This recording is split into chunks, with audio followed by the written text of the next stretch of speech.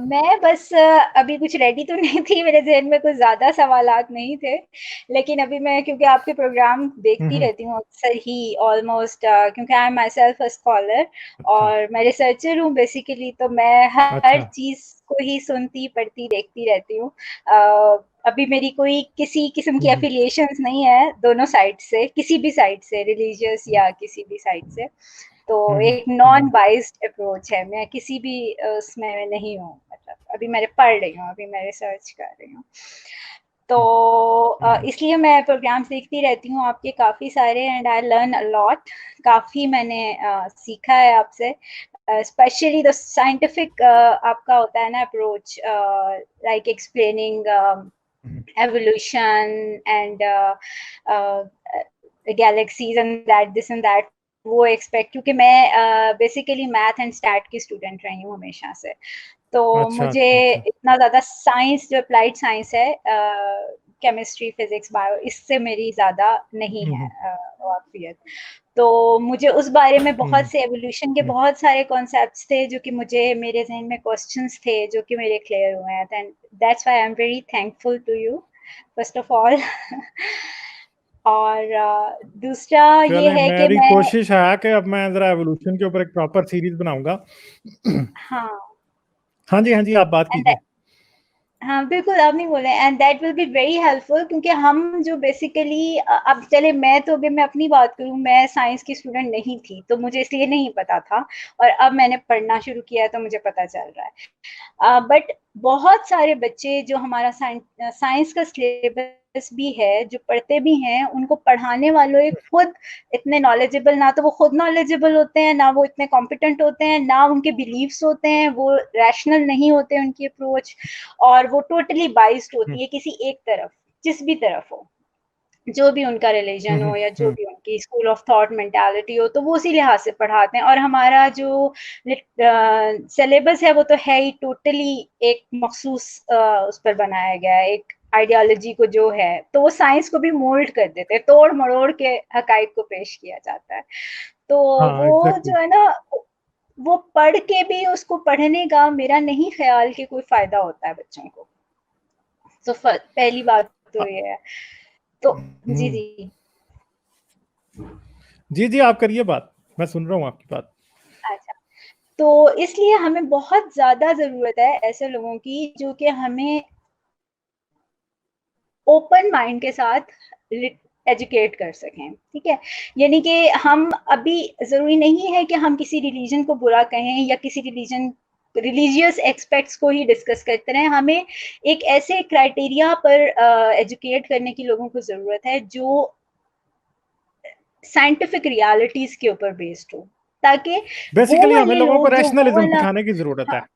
बिल्कुल, बिल्कुल, बिल्कुल, बिल्कुल। क्योंकि देखिए, अब मुझे कभी-कभी ऐसा फ़ील होता है, मेरा मेरा एक बहुत बड़ा फ्रेंड सर्कल है और उसमें बहुत सारे एथिस्ट हैं। तो मुझे ऐसा फ़ील होता है हम्म। कि एक्सट्रीमिज़्म सिर्फ़ एक साइड पर नहीं है। एक्सट्रीमिज़्म सिर्फ़ रिलीजियस लोगों के अंदर नहीं है, वो तो है ही है, वो तो 110% है। लेकिन दूसरी साइड पे भी उतना ही एक्सट्रीमिज़्म मुझे नज़र आता है। मतलब इसकी रैशनल अब कोई एग्जांपल अप्रोच देंगे नहीं दूसरी है। साइड पे कैसे? हाँ, दूसरी साइड पे अब देखिए ना, बहुत सारे ऐसे पेजेस होते होते थे भी और हैं भी। यानी कि जब आप, जब मैं आपकी बात नहीं कर रही, आप बहुत मैं आपको सुनती इस वजह से हूँ, like your way of talking and explaining things. मैं आपकी बात नहीं कर रही, वैसे बहुत सारे ऐसे लोग हैं जो कि बहुत हार्श हो जाते हैं मजहब को लेकर।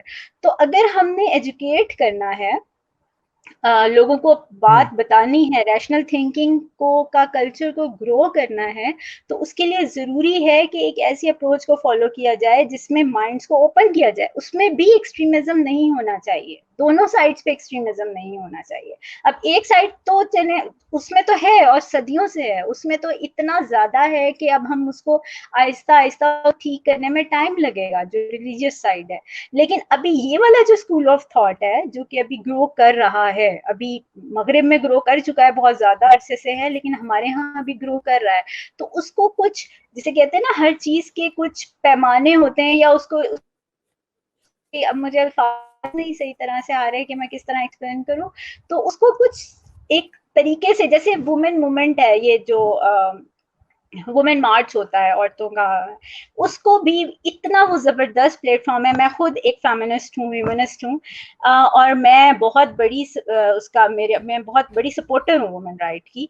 लेकिन जब कभी कभी मुझे ऐसा फील होता है कि हम असल चीजों से हट जाते हैं, हम यानी हर चीज में, क्योंकि एक्सट्रीमिस्ट होने की हमें आदत हो गई ना, हम बचपन से हमें एक्सट्रीमिज्म सिखाया गया है, हमारी रगों के अंदर हमारी हर चीज में एक्सट्रीमिज्म है। तो जब हम लिबरल होते हैं तो भी हम अपनी वजह कहते हैं ना सब कुछ उतार के लिबरल होते हैं, और जब हम इस्लामी होते हैं तो फिर हम कहते हैं बस, यानी बुरके की आखिरी हद वाला बुरका कर लो। और तो हम दोनों साइड पे जो है ना, वो जो खवातीन है, जो वो बुरका पोश खवातीन है, वो सोचने समझने की सलाहियतों से बिल्कुल ही नाबल्द हैं। और जो अगर हम उस तरफ जाएं जो हाई सोसाइटी की लिबरल खवातीन है, तो रैशनल थिंकिंग की जो जरूरत है वो हर दोनों साइडों पर है। एक तो मेरा ये जो है अच्छा, थोड़ी पॉइंट। सी मैं एक बात आपसे यहाँ पे करता हूँ, फिर जी जी आगे आप बात कीजिएगा। आज अगर आपने जी। शुरू से टॉक सुनी हो तो एक बंदे ने मुझसे पूछा था ग्रूमिंग गैंग्स के बारे में, कि ये पाकिस्तानी और अच्छा। इंडियन क्यों, उधर पाकिस्तानी खासतौर पर ज्यादा होते हैं, क्यों करते हैं। तो मैंने उससे ये कहा था कि देखो जी, एक आदमी जो खुद हम्म, इस चीज का विक्टिम रहा है, कल को उसको पता नहीं है कि फिर दूसरों को विक्टिम बनाता भी है। तो हम बिल्कुल। जो हैं अपने प्रॉब्लम्स जो हैं, इस तरह यहाँ से पाकिस्तान से उठते हैं और हम यूके चले जाते हैं, यूएस चले जाते हैं, अपने सारे प्रॉब्लम्स, अपनी सारी बायसेस, अपना सब कुछ उठा के वहां पे ले जाते हैं। तो इसी तरह हम्म जब हम मजहब छोड़ते हैं, बहुत से लोग तो मजहब छोड़ने के बाद भी हम्म अपनी जितनी बायसेस होती हैं, अपनी जितनी जितनी इमोशनल बैगेज होता है, जितना साइकोलॉजिकल बैगेज होता है, वो सारे का सारा उठा के ले जाते हैं। असल मसला ये है कि मैं समझता हूँ कि अब मैं जो बात करूंगा वो मतलब that is going to sound very strange, but it is a necessity. मैं समझता हूँ कि जिस बंदे ने मजहब छोड़ा है, at some level he also needs psychological counselling. बिल्कुल ही नीड्स बिल्कुल टू बिल्कुल। रीइवैल्यूएट जो अब्यूज मजहब ने उसके साथ किया है, उस हम्म अब्यूज से निकलने के लिए उसको साइकोलॉजिकल काउंसलिंग की जरूरत है। बट मसला ये है कि ये साइकोलॉजिकल काउंसलिंग कभी भी एक्सेप्ट नहीं होगी। तो हम ये नहीं कह सकते कि अब इसने मजहब छोड़ दिया तो अब एकदम ये वॉशिंग हम्म मशीन से निकल आया ड्राई क्लीन होके। ये हमारे यहाँ तो कोई हज हम्म नहीं है ना कि हज करेगा तो मजहब के सारे पाप देंगे, ऐसा कुछ नहीं होना। मसला ये है कि हमें अपने आप को वैल्यूएट करना है, अपने आप को हम्म देखें। मसला ये है कि जब आप मजहब छोड़ते हैं तो ऑल ऑफ अ सडन एक आपका सब कुछ बदल जाता है। एंड मोस्ट ऑफ द सही। Times we don't even know के what we are dealing with and what we have succumb to, और क्या चेंज आया जिंदगी में, हमें खुद उसको समझने में 5 से 7 साल लग जाते हैं। एटलीस्ट मैं तो समझता हूँ, सही। मुझे तो लगे हैं इतने। ठीक है, हम्म काम होने में।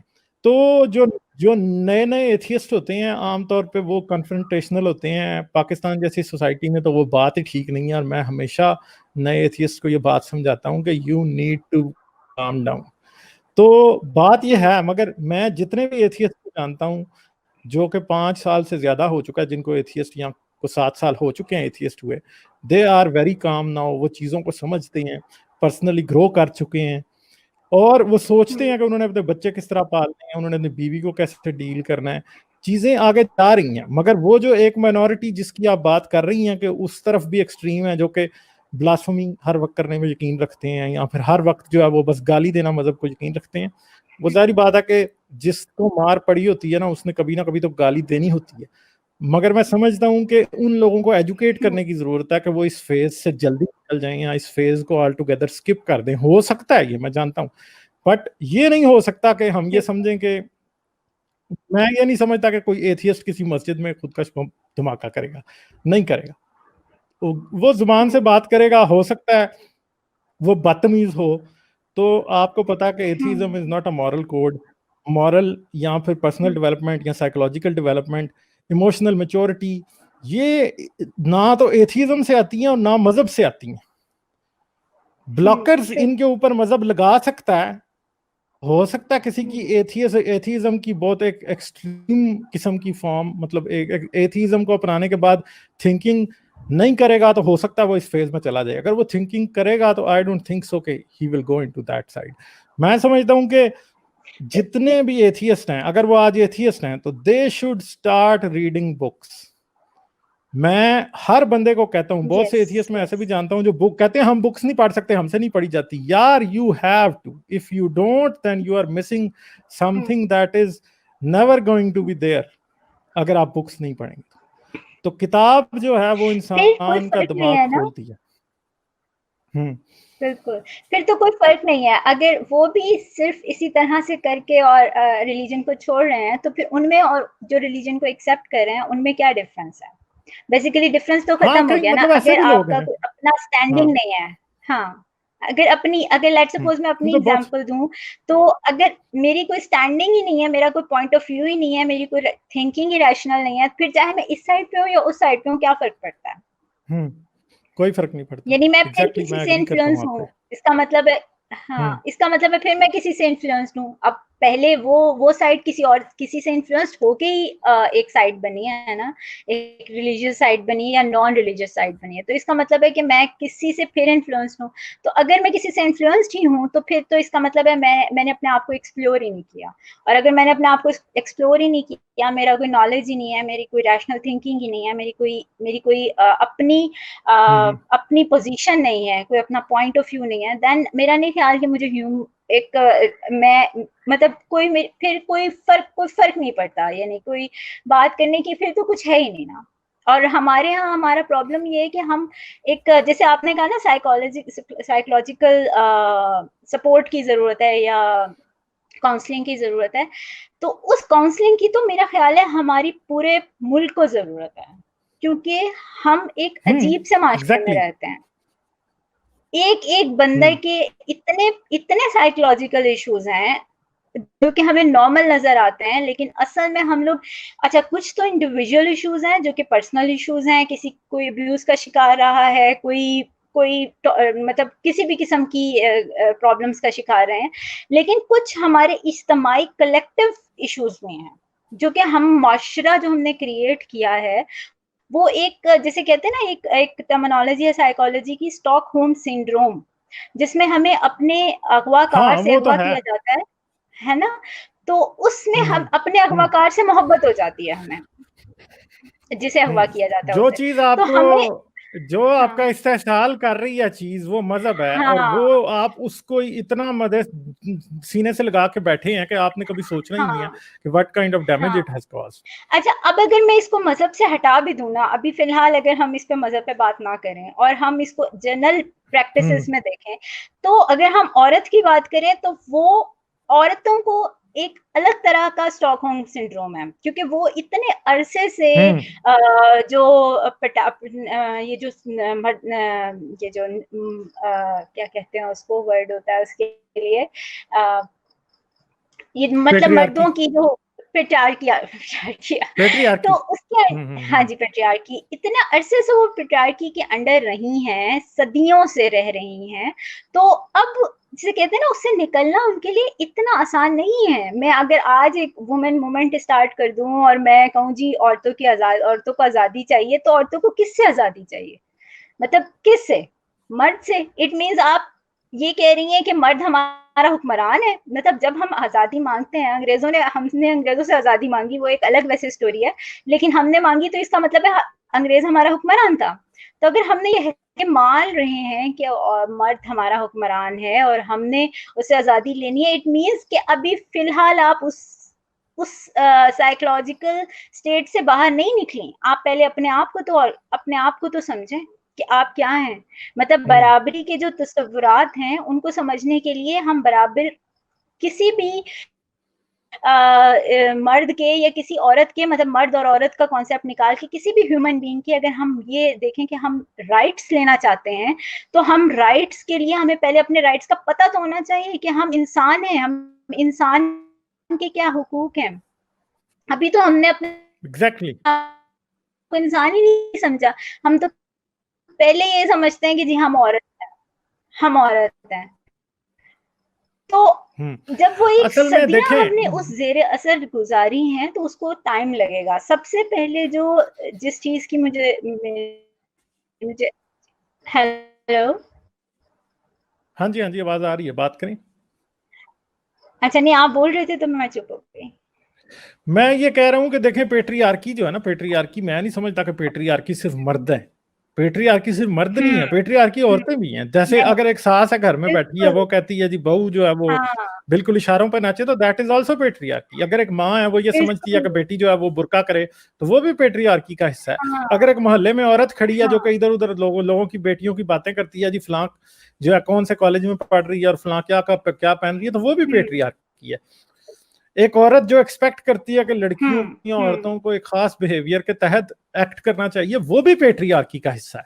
तो बेसिकली बिल्कुल, sometimes we don't बिल्कुल, even know when we become, rather than being a part of the solution, we become the part of problem। तो बहुत सी औरतें भी उस पार्ट ऑफ द प्रॉब्लम हैं जो कि प्रॉब्लम, हमारी सोसाइटी के अंदर एग्जिस्ट करती है। जो आपकी बड़ी बूढ़ियां माइयां बैठी हैं, they also kind of harass people over so many things. वो अपने बेटे को, अगर वो बहू के बिल्कुल, साथ अच्छा है तो वो अपने बेटे को सिखाएंगी, भाई तुम इसका इतना ख्याल क्यों रख रहे हो। जलन जलन जो है वो भी एक उसका लेवल है। बिल्कुल, जो चूल्हे जला के मार देती हैं बहुओं को, वो भी उसका, जो बेटी हम्म, बेटे हम्म, बेटे को बचाने के लिए बेटी का रिश्ता दे देती हैं खून बहा के तौर पे, वो औरतें भी हाँ, पेट्रियार्की का हिस्सा है।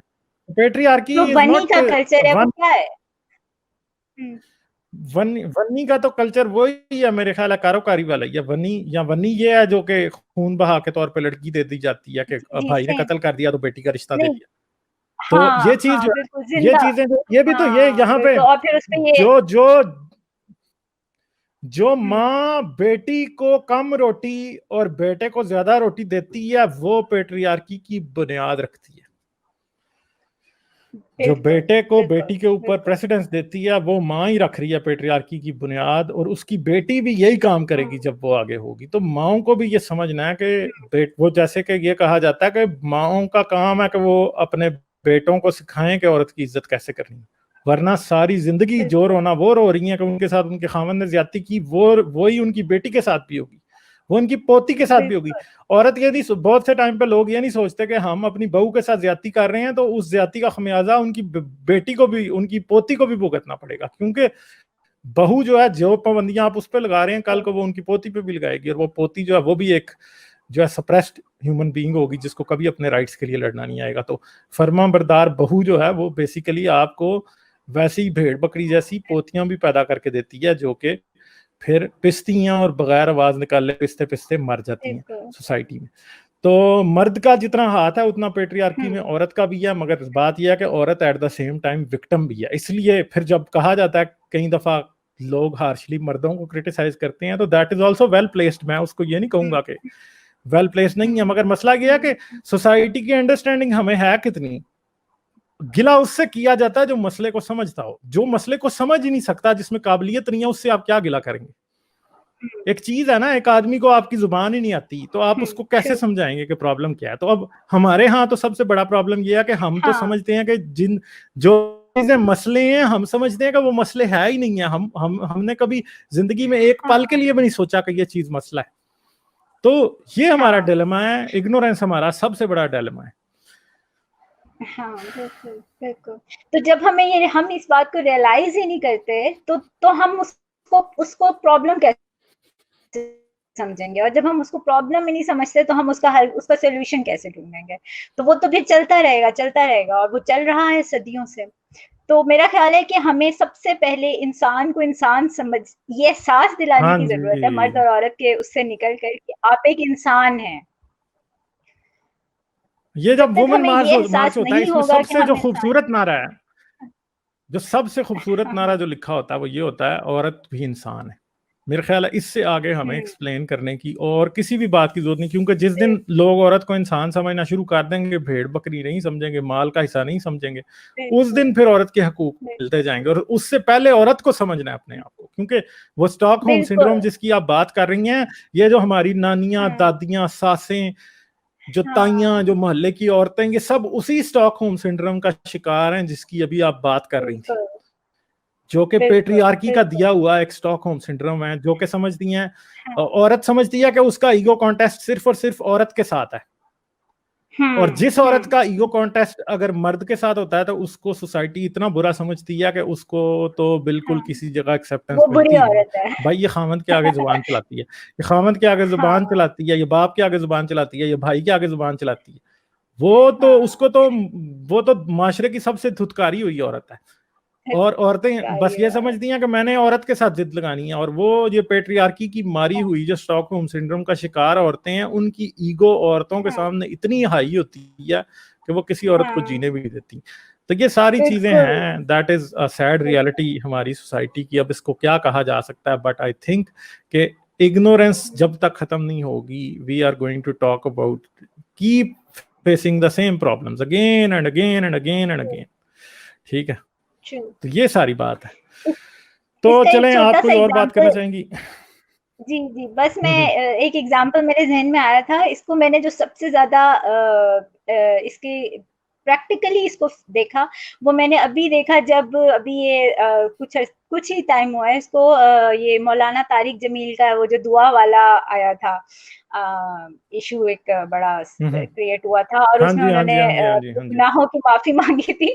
तो तब मैंने सोचा कि हम्म जब हम इस कदर यानी कि हम अब देखिए हमें ग्रो करने के लिए ना, अगर हम चाहते हैं कि हमें, मैं लेट सपोज मैं अपनी एग्जांपल दूं, अगर मैं ये चाहती हूँ कि मैं नोबेल प्राइज लूं, तो मुझे सबसे पहले हम्म अपनी सारी इनसिक्योरिटीज को खत्म करना होगा और मुझे ये सोचना होगा कि मैं डिजर्व करती हूँ नोबेल प्राइज और मैं इतनी मेहनत करूंगी और वो मुझे मिल के रहेगा, यानी कि एक पॉजिटिव एटीट्यूड डेवलप हाँ करना बिल्कुल होगा एग्जैक्टली। मुझे। ठीक है, अगर मैं ये सोचूंगी कि नहीं, हम्म हजारों देखो मैंने तो इतनी गलतियां की हैं, मैंने मेरे अंदर तो इतनी बुराइयां हैं, मुझे ये भी नहीं आता, मुझे वो भी नहीं आता और मैं मतलब कॉम्पिटेंट नहीं हूँ, तो वाकई में कॉम्पिटेंट नहीं होंगी और दुनिया भी मुझे कॉम्पिटेंट नहीं समझेगी।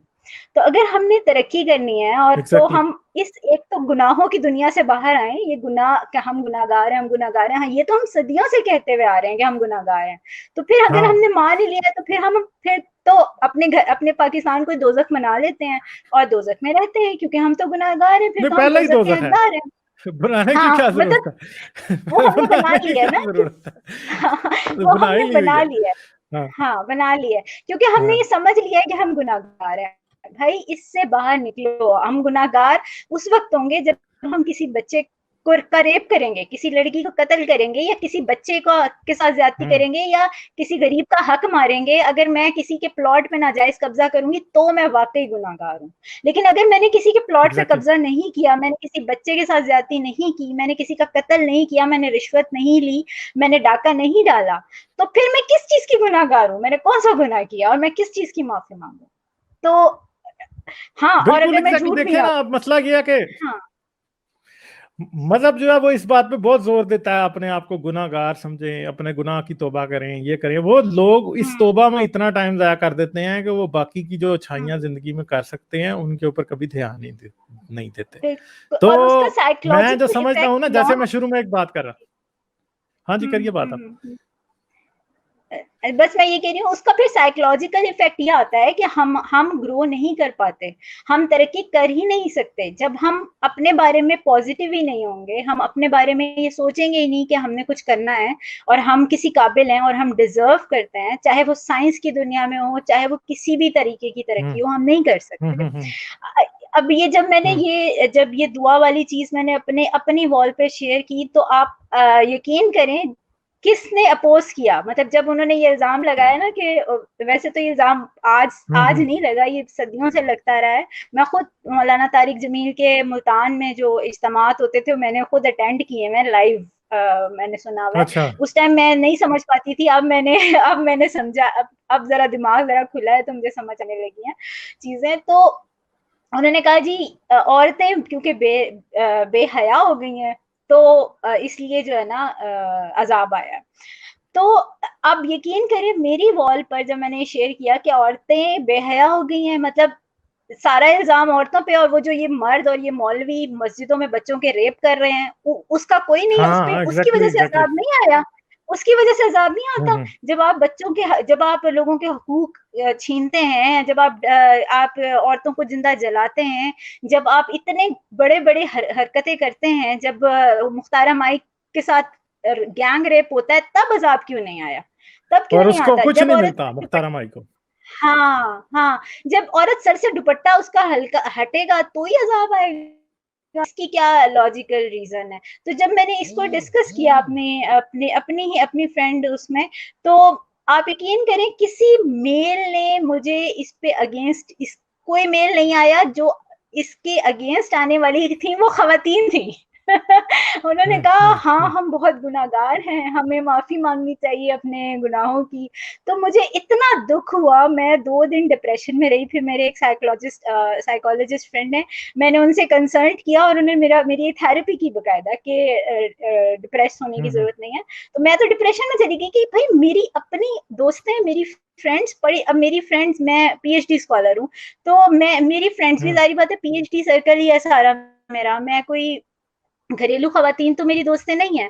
तो अब ये घरेलू खवातीन नहीं कह रही, ये पढ़ी लिखी समझदार यूनिवर्सिटियों की ग्रेजुएट औरतें कह रही हैं कि हाँ हम क्योंकि बहुत यही गुनाहगार तो हैं, अपने अफसोस अपने है ना। गुनाहों की माफी मांगनी चाहिए। हाँ, तो वो ये कह रही है कि हमें गुनाहों की माफी मांगनी थी। मैं बहुत डिस्करेज हुई। मैंने कहा अगर मेरी फ्रेंड सर्कल, ये की औरतें, लड़कियां ये बात कर रही हैं कि हमें अपने गुनाहों की माफी मांगनी चाहिए और हाँ वाकई ये औरतों की वजह से आ रहा है, तो फिर इसका मतलब है इस मुल्क का कुछ नहीं हो सकता। मतलब मैं टोटली जो है ना मैं लिखा भी करती थी, ब्लॉग्स आती थी मेरी, लेकिन मैंने लिखना भी छोड़ दिया। मैंने कहा कोई फायदा नहीं है, मतलब जब मेरी अपनी लेवल की नहीं, औरतें ये कह रही हैं ना, पढ़ी लिखी औरतें ये कह रही हैं।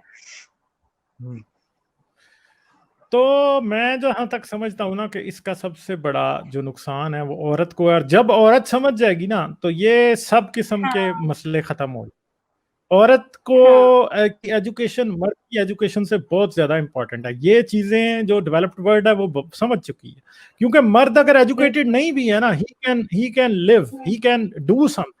बट औरत जब एजुकेटेड नहीं है ना, she can not do anything, she is exploited again and again and again and again. वो तंग होके प्रोस्टिट्यूट बन सकती है, मर्द प्रोस्टिट्यूट नहीं बनता। वो कहीं खड़ा हो जाएगा उधर नहीं जाके, बन। जो है ना, दो हथौड़े मार के कुछ ना कुछ कमा ही लेगा। तो औरत की जो सिचुएशन है that is much more worse than what is man situation, specially हमारी सोसाइटीज में। पाकिस्तान का जो इशू है वो, बट आई होप कि हम जैसे लोग बोलना शुरू हुए हैं, आप भी बोल रही हैं, और मैं आपको कहूंगा अगर आपने लिखना छोड़ा है तो आप दोबारा लिखें। You should not stop, keep doing it. आप बोलेंगी तो कल को कोई दुनिया कोई बेहतर जगह बनेगी। तो बहुत अच्छा लगा आपसे बात करके। तो आप आ जाइए कीजिए। हम तो इधर, मुझे अक्सर आसिम भाई की तरफ से ताने पड़ते हैं कि तुमने टोटली एक मुर्दाना माहौल बनाया होता है, कोई खातून कभी आती ही नहीं है। तो आप जरूर आया कीजिए। जब मैं लाइव होता हूं तो आप चाहे मुझे फेसबुक पे मैसेज करते हैं तो मैं आपको स्ट्रीम यार्ड का लिंक भेज दूंगा, ताकि जरा आपको, खवातीन को मैं कोशिश करूंगा कि क्यों बाईपास करा दिया करूँ आइंदा से, क्योंकि ये तो फिर इतने ज्यादा विराजमान हो जाते हैं स्ट्रीम यार्ड में कि जगह ही नहीं मिलती। अगर आप मेरी वीडियोस को पसंद करते हैं तो सब्सक्राइब करें और घंटी का बटन दबाना ना भूलें, और मुझे पेट्रियन पर सपोर्ट करें। पेट्रियन पर आपकी मदद मेरे लिए मेरे इस काम को जारी रखने में इंतहाई मददगार साबित होगी।